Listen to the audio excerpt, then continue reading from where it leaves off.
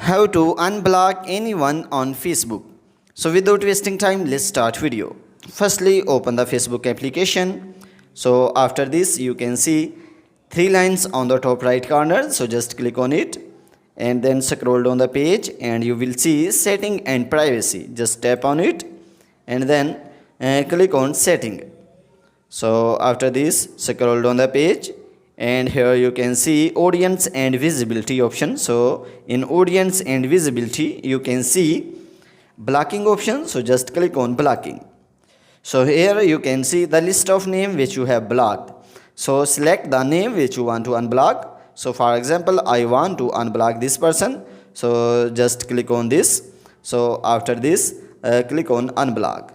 So after click on unblock, you can see this person will be unblocked. So you can see this person is unblocked. So guys, in this way you can unblock anyone on Facebook. So guys, if this video is helpful for you, then please give like this video and subscribe our channel. Thanks for watching.